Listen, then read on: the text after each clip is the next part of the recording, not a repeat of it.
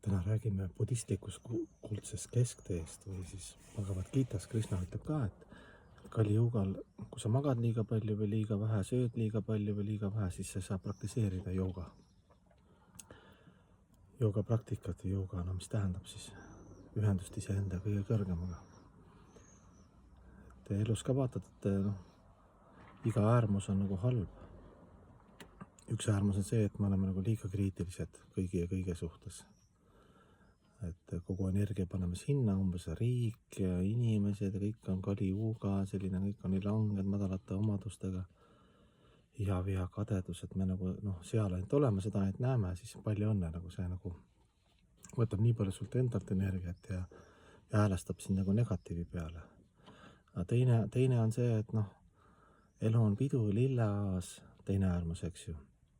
Et vahet ei ole, meid ei huvita midagi. Tähtis on meie õnn. Näiteks, eks ju, ma ei tea, iga asjaga niimoodi, et suhtes ka, et ühes äärmuses oled, eks ju, seal liiga range või oma asjades kinni, siis teine kannatab või liiga tolerantne oled, öeldakse suhtes ka, siis üks võib hakata naglaks minema, et see pidi olema ka nagu, näiteks mehe ja naise vahel, psühholoogid räägivad, mingi fenomen selline, et üks on selline alandlik ja teenimismeeleolu, väga armastab, siis teine võib selle pealt mõelda, et ma olengi selline, kõik tahavad mind ja naine on must nii sisse võetud ja mees ja hakkab laskma nagu üle põlve nagu hankara vale ego, eks ju, läheb õhku liiga täis. Et siis see tee peal käimine tähendabki see kuldne kesktee. Et see vaimses praktikas ka, eks ju, et seda ei unusta. Aga kui sa oled ainult vaimses praktikas ja arvad, et sa oled pühak, siis materiaalenergia, sugulased, tuttavad, üür on vaja maksta, ma ei tea, vanad harjumused, need kõik tahavad oma ja siis nad ootavad nurga taga ja siis panevad sul liraki, eks ju, kui sa arvasid juba, et sa oled meditatsiooni, samadhi, nirvana tipptasemel, eks ju. Et ja siis pead jälle võtma selle kesktee, et kõike natuke füüsilise keha eest, hoolitsed mõistuse eest, kõike armastada samal ajal, eks ju. See, et sa naabrimeest armastad, see ei tähenda, et sa pead taga selle äärmusse minema, et kuna sa armastad austatud, et me joon taga viina ka kuskil, kuna talle meeldib viina juua, näiteks. Aga siis samal ajal sa ei lähe sellisesse äärmusse, ütled, et ta on pastik alkohoolik, et ma ei joo selle langenud hingega viina üldse. Ei, sa saad aru, et sa ise jäid ka eile viina veel, sa ei ole parem kellegist, eks ju. Samal ajal sa hoiad sellist keskmist rida nagu kõigi suhtes, eks ju. Teatud mõttes nagu pehmet joont, nagu tegelikult Jumal ka meile läbi valikuvabaduse hoiab seda pehmet joont enamus aja. Mitte kogu aeg, vahest ikka käib väike piitsaga.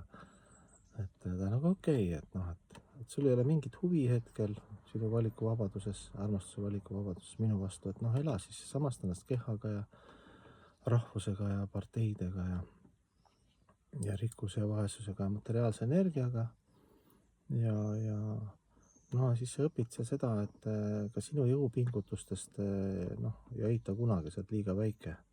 Süsteem on liiga jäigalt paigas, kui sa loodusseaduse õpid, eks ju. Valikuvabadus väike on, aga üldiselt ta nii jäigalt paigale, et ega sa esiteks õnnelikuks ei saa kunagi hing, mingid abivahendid korraks, pärast on veel suurem tühi tunne, nagu alkohol ja narkootikumid ja kõik. Aga välja saad ainult läbi armastuse energia, eks ju, vaimne elu tähendab see, et ainult läbi armastuse, alandlikkus, headus, tänulikkus, omakuse püüdmatus, nende omaduste kultiveerimine, mis on head uudised, et see ongi hinge nagu olemas. Et läbi andumuse, läbi koostöö, läbi alandliku, eks ju, teiste teenimise, sa saad välja, isegi olles selles kehas ja nendes tingimustes, sinu teadus saab välja sellest, et sa õpid elama, see on suur kunst ja see paistab peaaegu võimatu, ütleme meile alguses, et kuidas, et sa pead ju siin elama, eks ju. Ei, sa lihtsalt seda kvaliteedi muudad, see budistlikus keeles jälle, et kas klaas on pool täis või pool tühi, eks ju, oma teaduses. Et see tunne on tähtis, see emotsioon on tunne.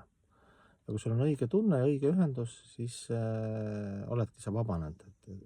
Sa ei sõltu, sind külastavad küll, eks ju, seal öö ja päev ja külm ja soe ja keegi ütleb hästi ja halvasti ja oled võib-olla vaesem või rikkam. Aga sa ei samasta ennast sellega, sul on juba selline, ütleme, et sa oled häälestanud õigesse ja algsesse igavesse reaalsusesse. Ja oskad kasutada Yukta Vairagya printsiipi, eks ju, kõike kasutada vaimse armastuse teenimise eesmärgil. kas see on kiire auto, eks ju, või kuninga kroon peas, oled sa hästi kuulus või üldse sa ei ole mitte keegi ei tea sust midagi, eks ju.